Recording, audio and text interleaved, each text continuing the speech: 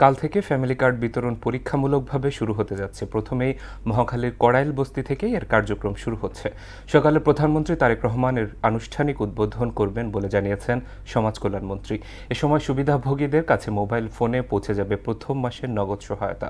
ভবিষ্যতে পর্যায়ক্রমে দেশের সকল দরিদ্র পরিবার এর আওতায় আসবে বলে জানান অর্থমন্ত্রী। শামীমুজ্জামান চৌধুরীর রিপোর্ট।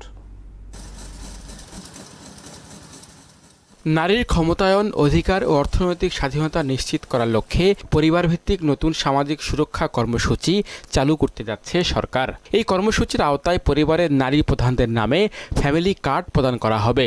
স্পর্শবিহীন চিপ, কিউআর কোড ও এনএফসি প্রযুক্তি ব্যবহার করে তৈরি করা হচ্ছে আধুনিক এই কার্ড।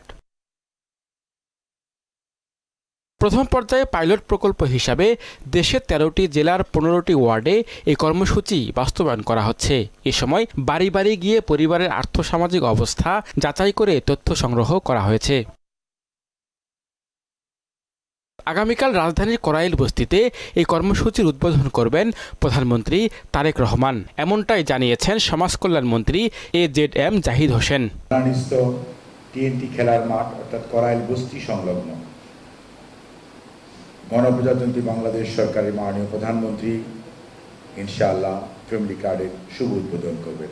সমাজ কল্যাণ মন্ত্রী জানান, কর্মসূচির আওতায় নির্বাচিত পরিবারগুলো মাসে ২৫০০ টাকা ভাতা পাবে। তবে পাইলটিং পর্যায়ে পরিবারের কোনো সদস্য সরকারি, স্বায়ত্তশাসিত ও রাষ্ট্রায়ত্ত প্রতিষ্ঠান হতে অর্থ পেয়ে থাকলে ভাতা প্রাপ্তির যোগ্য হিসাবে বিবেচিত হবে না।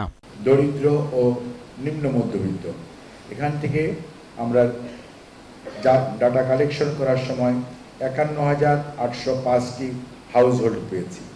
যাচাই বাছাই করার পর সেটি ৪৭,৭৭৭টি খানা অথবা হাউস হোল্ডের তথ্য সঠিক পাওয়া গিয়েছে। চূড়ান্তভাবে ৩৭,৫৬৭ জন নারী প্রধানকে এই ফ্যামিলি কার্ডের যে ভাতা প্রদানের জন্য তালিকা চূড়ান্ত করা হয়েছে।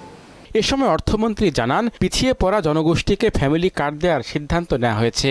বাংলাদেশের প্রত্যেকটি মানুষের কাছে এতদিন যে আমরা বক্তব্য রেখেছি যে অর্থনৈতিক সুবিধা প্রত্যেকটি মানুষের দ্বারে পৌঁছে দেওয়ার জন্য যে দাবিটা ছিল, সেই দাবির পরিপ্রেক্ষিতে এটা একটা বিশাল কর্মযোগ। চূড়ান্তভাবে ১৩ জেলায় ৩৭,৬৩৭টি নারী প্রধান পরিবারকে ভাতা প্রদানের জন্য নির্বাচিত করা হয়েছে।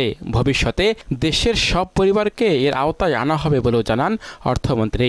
চিন্তা করা হয়েছে নির্দলীয়ভাবে এবং এটার প্রকল্প তৈরি করা হয়েছে নির্দলীয়ভাবে, স্বচ্ছতার সাথে। বাস্তবায়নও আমরা করতে যাচ্ছি একেবারে স্বচ্ছতার সাথে সকল নাগরিকের জন্য। শামীমুজ্জামান চৌধুরী, মোহনা সংবাদ, ঢাকা।